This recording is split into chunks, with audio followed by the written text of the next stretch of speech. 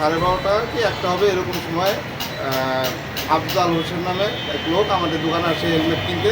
তো হেলমেট করার সময় আমরা সাধারণত প্রত্যেকটা কাস্টমারকে বলে দিই যে এই হেলমেটের নতুন স্টিকার লাগানো থাকা অবস্থায় যদি এটা তুলে ফেলেন তাহলে এটা কোনো ফেরত হবে না, বা যদি আপনি এটা ব্যবহার করেন তাহলে এটা ফেরত হবে না। এই মতো অবস্থায় সে স্টিকার তুলে ফেলে এবং 2 ঘন্টা ব্যবহার করে এসে বলতে চায় যে আমার এই হেলমেটটা ফেরত নেন।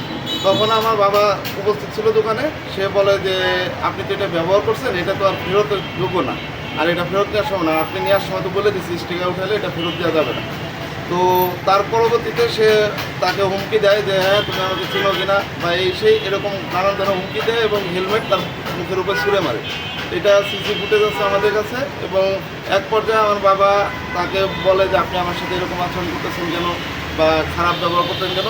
সে মতো অবস্থায় সে তার ছেলেকে ফোন দেয় এবং এই মুহূর্তে দোকানে যেহেতু আমার বাবা একা ছিল, আমার বাবা আমার ছোটো ভাইকেও ফোন দেয়।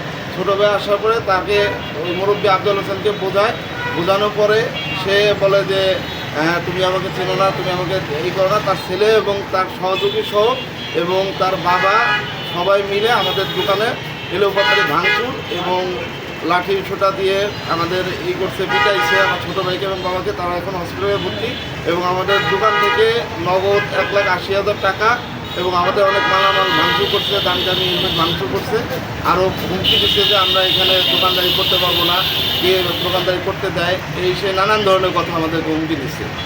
এই অবস্থায় আমি থানায় সাধারণ অভিযোগ এবং আমরা জন্য যাই, তাদেরকে অভিযোগ জমা দিয়ে আসছি। তো আমার এই পর্যন্ত তাদেরকে কোনো গ্রেপ্তার দেখানো নেই। আমি আইনের সহযোগিতার মাধ্যমে আমি তাদের গ্রেপ্তারের দাবি জানাচ্ছি এবং আমাদের পার্শ্ববর্তী দোকানদারও এগুলো সব কিছু জানে।